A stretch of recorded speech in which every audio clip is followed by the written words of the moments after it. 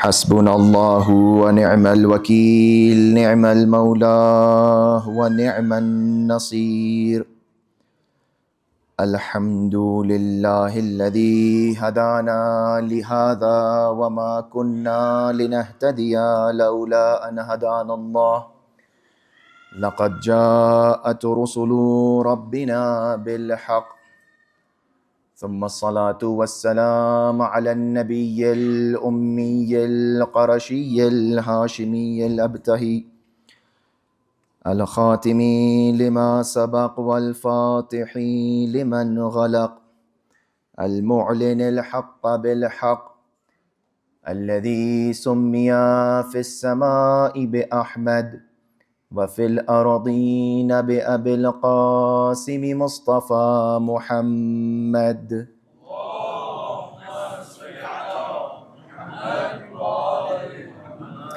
وأهل بيته الطيبين الطاهرين المعصومين المظلومين الذين أذهب الله عنهم الرجس وطهرهم تطهيرا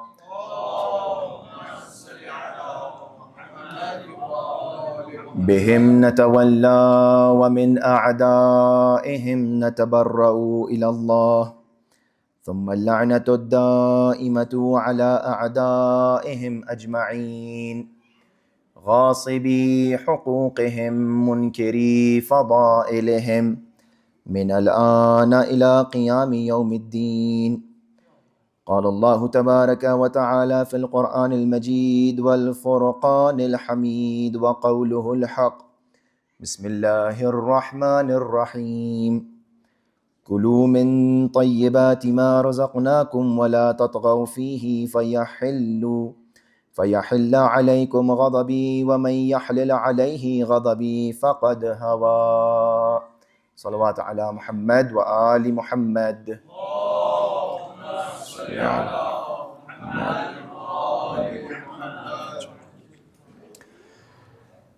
In this holy book, which is the book of guidance, Allah subhanahu wa ta'ala has revealed almost everything in this book that we need in order to organize our lives.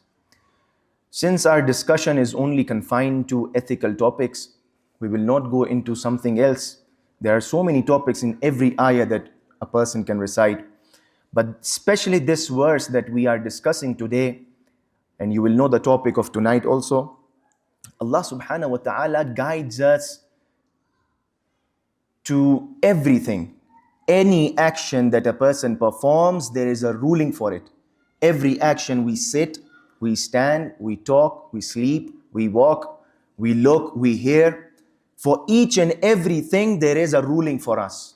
You have to know what Quran has given you, what guidelines Quran has given us.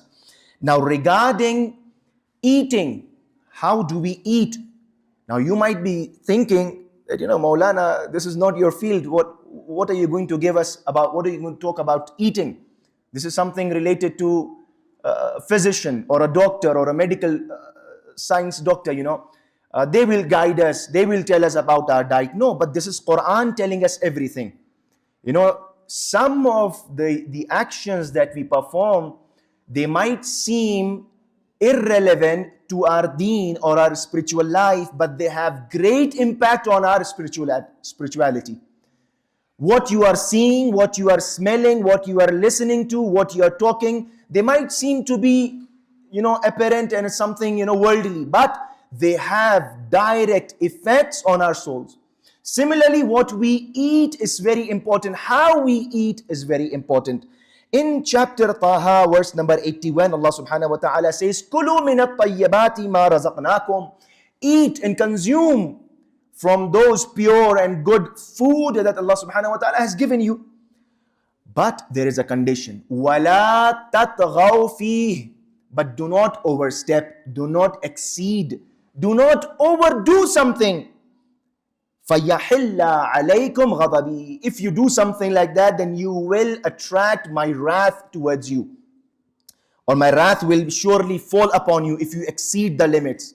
If you exceed and you're trying to overstep. وَمَنْ يَحْلِلَ عَلَيْهِ غَضَبِي. and upon a person upon whom my wrath falls, faqad hawa, he will be destroyed for surely. Now Allah subhanahu wa ta'ala in this verse very clearly tells us that I have given things to you to eat. You can eat whatever you want, according to what I have given you, whatever I have made halal for you. But it is not the fact that you can eat how much ever you want to eat.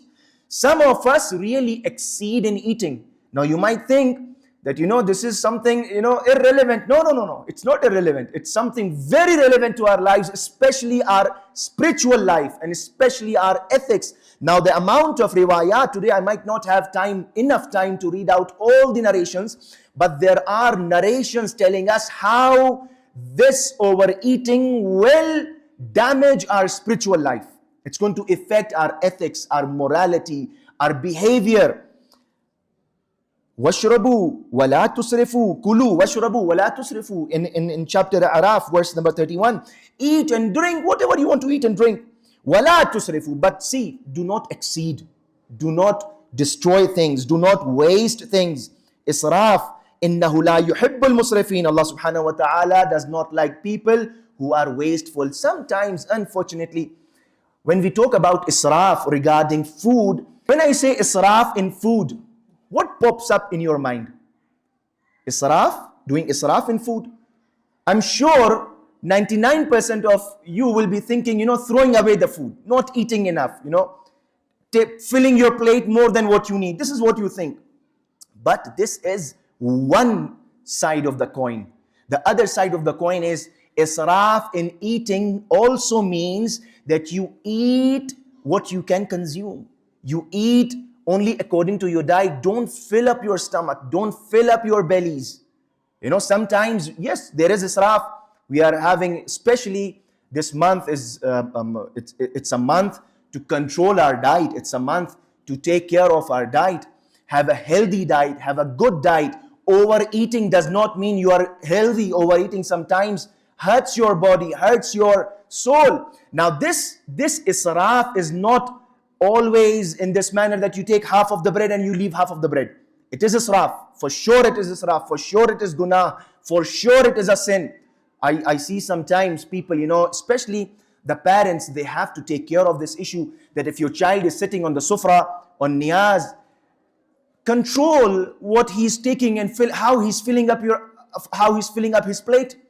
Let him take whatever he can. You might take twice or thrice or 4 times, but take only a portion that you can finish and then you can take again. Sometimes I see people don't care. Their children, they are doing israf. All the rice is thrown here and there. Every grain of rice that goes to waste, a person will have to reply. He will be held accountable. This is not something that you can neglect. I see after they roll this sufra, there are so much grains of rice fallen on the carpet. This is not the sufra of a mu'min.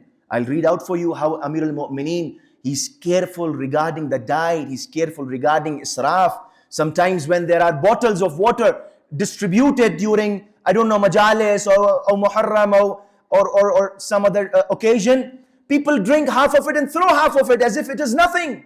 No, this is israf, my friend. You take the bottle, keep it with you, take it to your home and finish it off. Don't do israf. This is haram. Sometimes we don't really care. As if, it's because it's given for free in the name of Imam Hussein, we think we can destroy this. No, we cannot do israf. So please, when you're sitting on sufra, when your child, or maybe the elders also sometimes, you taste first. See how is it. If you like it, you take it again. But sometimes a person, especially at the time of iftar, a person is hungry, he wants to eat everything, and he will fill up his plate. And then while eating, he will know, I cannot finish what I have filled my plate with, and he will leave everything. And this is israf.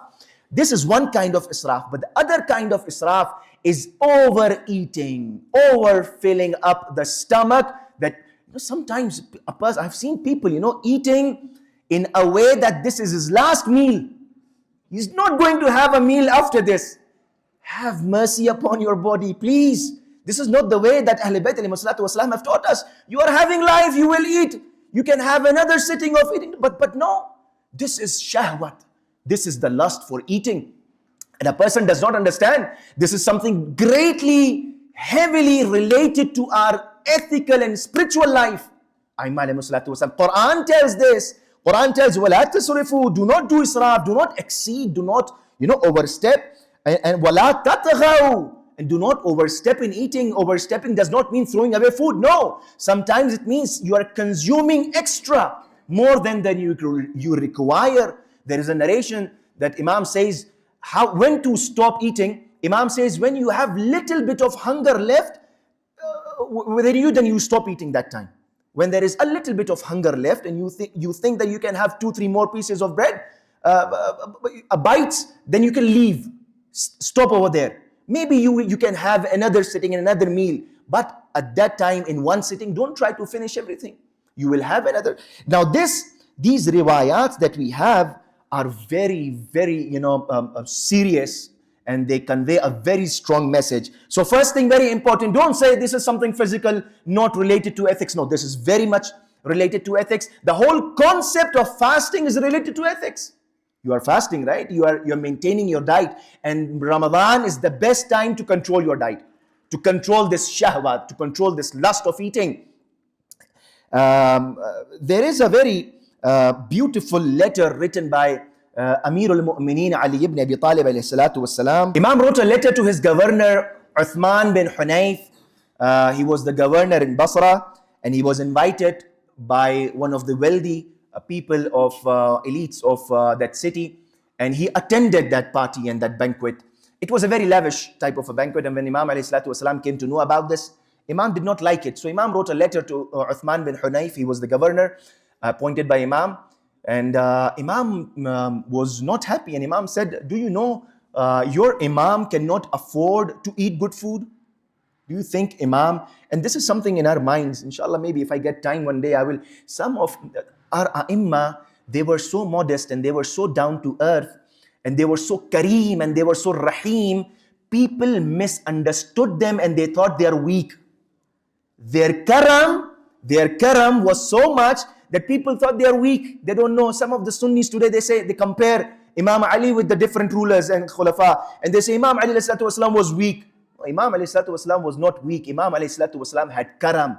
He had raham. The same raham and karam that Allah subhanahu wa ta'ala has. And this is why some of the people, they are maghrur in front of Allah subhanahu wa ta'ala.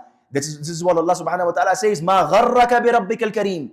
What have made you so proud in front of Allah subhanahu wa ta'ala? And the scholars, they replied that this karam itself made them, maghrur in front of Allah. So one thing is very important to understand, that Aimma alayhi salatu wasalam, sometimes they deliberately live a life, very modest life, very, low profile life. Now, Imam says, do you think that my simple diet is something that is, out of distress? No, I can have a good diet. Imam says, I can have the best of meat, the purest of honey, the best of bread, and I can have the best of garments and clothing. But no, I choose to wear and have this lifestyle because I know there are people in my reign, in my government, in my era of governance who are below poverty line, and I have to live according to them. And then Imam gives a very good picture of how to have a diet. Imam says, فَمَا خُلِقْتُ لِيَشْغَلَنِي أَكْلُ الطَّيِّبَاتِ. I have not been created to be over-occupied with only eating. I cannot keep myself every time, worried about what is my next diet. Some of the people, they are so, sometimes they take it as a compliment. They ask, are you a foodie? You say, yeah, I'm a foodie. As if it is a compliment. No, they are so much worried about their diets. If there is something, some amount of salt, less or more, you see there will be a qiyamat in their houses, especially in the days of Ramadan, because there is no tolerance. Why my food is like this? Why it's not tasty enough? Why? This is something very important for all of us to understand. Food is not that important. Imam says, I have not been created to keep myself busy with food and with eating. I'm not like an animal. Imam says, كَالْبَهِيمَةِ الْمَرَبُوطَةِ هَمُّهَا عَلَفَهَا. These are the words that sometimes we don't really discuss it from our members. Eating habits, healthy diet. These are ordinary topics. Sometimes we neglect these things, but these are very important topics. Imam says, I cannot eat like an animal who is tied and there is grass put in front of that animal, and the whole idea and the whole goal of this animal is to finish that alaf, finish that piece of grass. And I am not even like an animal. أو المرسلة شغلها تقممها. And I'm also not like a sheep who's grazing in open fields and just filling up its belly. وَتَلْهُ عَمَّا يُرَادُ بِهَا. And forgets why Allah has created it. Once you start filling up your belly, you forget why Allah subhanahu wa ta'ala has created you. Some of the people, you see them, that they are living to eat. Some of the people, they just live to eat. And this is not the fact that, we can ignore. This is not the lifestyle Ahlul Bayt alayhi salatu wasalam has given. Yes, enjoy food. Allah subhanahu wa ta'ala has given you halal food. Allah subhanahu wa ta'ala has made certain things halal, certain things haram. Enjoy the halal, but to enjoy the halal also there are limits. There are limits. Yes, there are limits to eat also. There are limits to drink. How much to eat, how much to drink. Sheikh Fayyid Kashani in his book, Mahditv, he writes that probably the greatest cause of human destruction is the lust for food.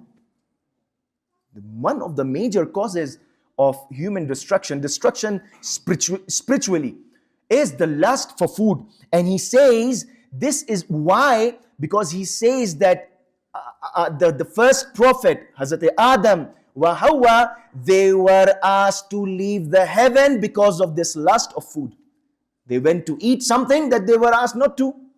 They went to taste something that they were asked not to. La taqraba hadhihi shajara. Don't go close to this tree. But they went close to the tree and they tasted the food and the fruit of the tree. So Shaykh Fayyid Kashani, he says that this lust and this shahwat of the stomach sometimes leads to the shahwa, the sexual desires, the lust for wealth, the pursuit for power. Everything is related to this. And sometimes we neglect it. Sometimes we think, this is something that we can take it for granted and there is no ruling about it. No, please think over it. This is something that we need to control. This is something that we need to understand, that filling up your stomach with halal is good, but filling it up till the throat, that is not allowed. That is not advised. That is not recommended.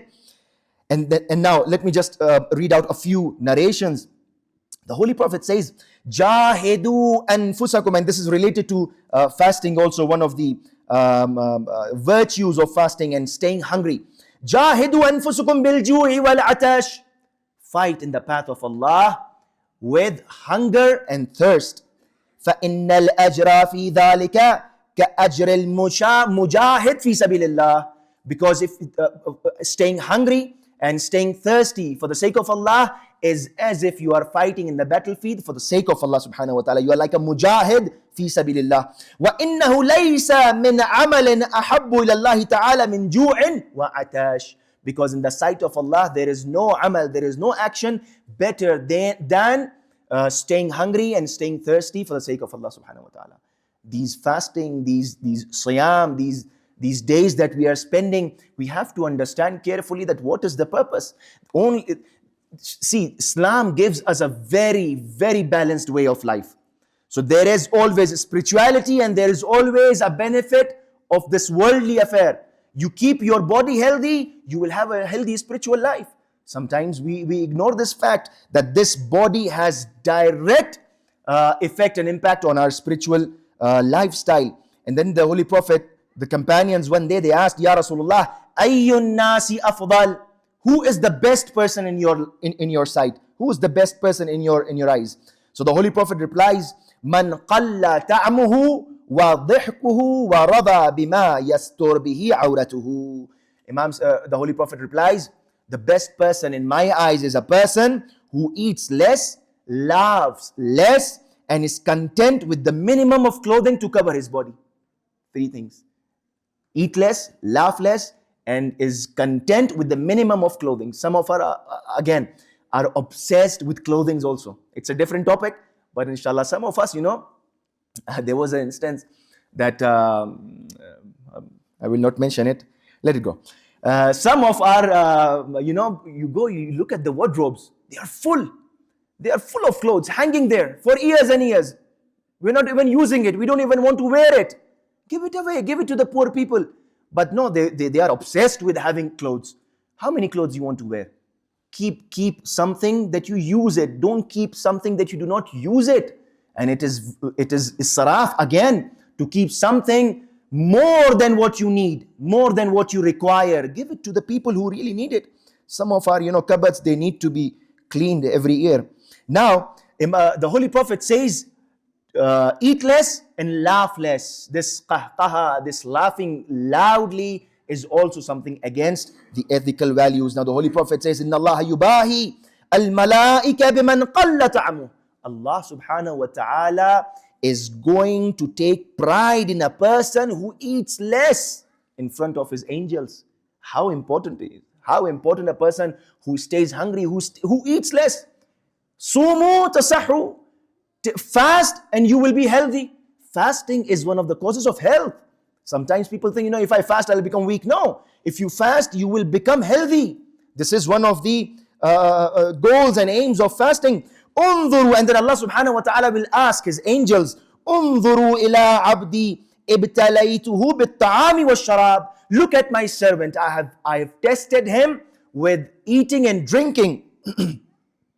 فَتَتْرُكُهُمَا لِأَجَلِي. And my servant is leaving his eating habits and his drinking shahwat for my sake. لِأَجَلِي أُشْهِدُوا. Now beware and stay witness. Ya malaikati, O my angels, ma min akilatin tarakaha li ajali. Every bite and every drink that he leaves for my sake, Allah ubaddaltuhu biha darajatun fil jannah. For every bite that he's leaving for my sake, I'm going to elevate his status in the Jannah. For every bite that a person leaves for the sake of Allah subhanahu wa ta'ala and eats less, I'm going to elevate his status in Jannah. So eating less does not mean you start to stop eating everything. No, have a balanced diet, have a good diet, have little mercy upon the stomach and your belly. Don't fill it up with everything. Don't fill it up so much that it's hard for you to even move. One day, Iblis came to Prophet Yahya. And Prophet Yahya saw Iblis. So Prophet Yahya asked Iblis, he saw Iblis with a lots of chains and locks and he's moving here and there. So Prophet Yahya asked that, Iblis, what are you doing with all these chains and locks? What is this for? So Iblis replied that these are the desires through which I control people and I misguide them and I mislead them. These are the desires and these are the lustful desires that these people are having. So Prophet Yahya asked, is there a chain for me also? Is there a lock with you for me also? So he said, yes, I have a lock for everyone, even you. I have a lock for you, I have a chain for you. So Prophet Yahya asks, this is a metaphorical statement, chains and locks. Every chain and every lock represents something. So Prophet Yahya asked, what is my chain? What is my chain? How can you take control over my nafs? So but Iblis says that your chain is overeating. Your chain and your lock is overeating. Sometimes when you overeat and when you overeat and you don't pay attention to this, you become lazy in prayers and the remembrance of Allah subhanahu wa ta'ala. Allahu Akbar. This is the prophet that Iblis is talking to. That when you fill up your belly, when you fill up your stomach with food, you become lazy and you start losing the remembrance of Allah subhanahu wa ta'ala. And you are unable to perform prayers the way you should perform prayers. And then you stop experiencing the sweetness of dhikr. Allahu Akbar. There is a sweetness in dhikr, in every supplication. This prayer that we pray, these fast that we fast, these supplications, this ziyarat ashura, there is a sweetness in this. But sometimes, I don't know, maybe because of overeating or maybe because of something else, we start losing the sweetness. We cannot taste the taste of Ziyarat Ashura, the taste of these supplications, the taste of Dua Abu Hamza Thamali, the taste of Dua Iftitah, the taste of, waking up in Sahar. This is something, the taste of Salat al-Tahajjud. It is one of these days are one of the easiest days that you can practice praying Salat al-Tahajjud. You are waking up for your Sahri, wake up few minutes early, or just finish your Sahri few minutes early and start praying Tahajjud. 3 rakats, the last 3 rakats only, if you cannot pray the whole 11 rakats. So this is the taste that Allah subhanahu wa ta'ala wants to give you. So the moment Iblis tells this and informs this to Prophet Yahya, Prophet Yahya asks, is there anything else? So Iblis says, no, this is the only problem that I see in you. And that was the time Prophet Yahya says that from now on I take oath and I swear upon Allah that never I'm going to overeat. And that was the time Iblis also took an oath that from today I am not going to give any advice to any prophet. So that was the time. So this is something he cannot gain control over the nafs. So some of these problems are there. One of the narration, very quickly, last of it, the Holy Prophet says, "Adimu qar'a babil jannah yuftah lakum." Keep on knocking the door of Jannah, it will open for you. Keep on knocking the door of Jannah, it will open then.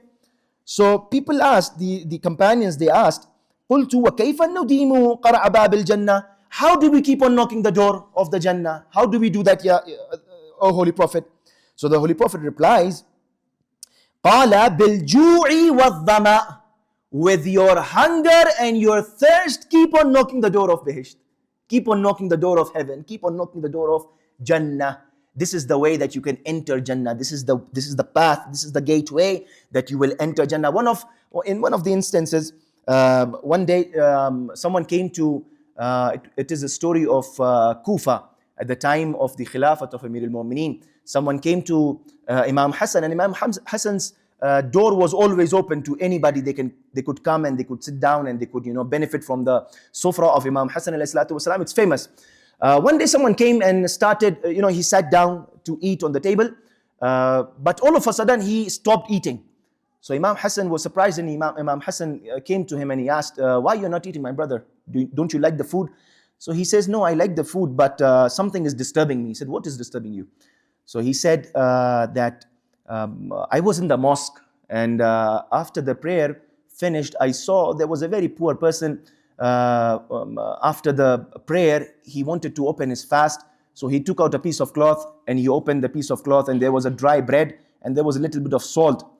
And when he saw me, he also invited me to eat with him and accompany him. So I sat down, I tried to break the piece of bread and tried to eat, but I couldn't eat. I couldn't chew the bread that he was eating. So Mawla Imam Hassan, I really feel this guilt in my heart, and when I remember the condition he was living in, I really feel pity on that person, and I cannot eat. Can you allow me to take this food, a bit of this food, and I'll deliver it to that person? So Imam says, didn't you recognize that person? I said, what are you saying? What do you mean I don't recognize that person? I said, that was your Imam. That was my father, Amir al-Mu'mineen. Yes, he was the Khalifa, your Khalifa. I said, surprise. He was the Khalifa. He's your father, Amir al-Mu'mineen. Said, yes. Said, how? You cannot give anything to Ali. It is the sadaqah of Ali that we all are eating. Yes. What can you offer Ali ibn Abi Talib alayhi salatu wasalam? He is living that life deliberately. It is out of choice. It is not by chance. So this is how our Imam used to live. This is how Ahlul Bayt alayhi salatu wasalam used to live. May Allah subhanahu wa ta'ala give us the tawfiq to, especially in this month, to understand the seerah of Ahlul Bayt alayhi salatu wasalam and to practice the lifestyle of Ahlul Bayt alayhi salatu wasalam in our lives. May Allah subhanahu wa ta'ala give us the tawfiq to recite, to understand this Quran, the book of guidance, and to implement its ayat in our lifestyle.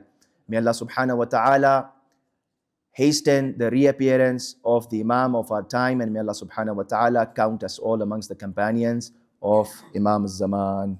Sallu ala Muhammad wa ali Muhammad.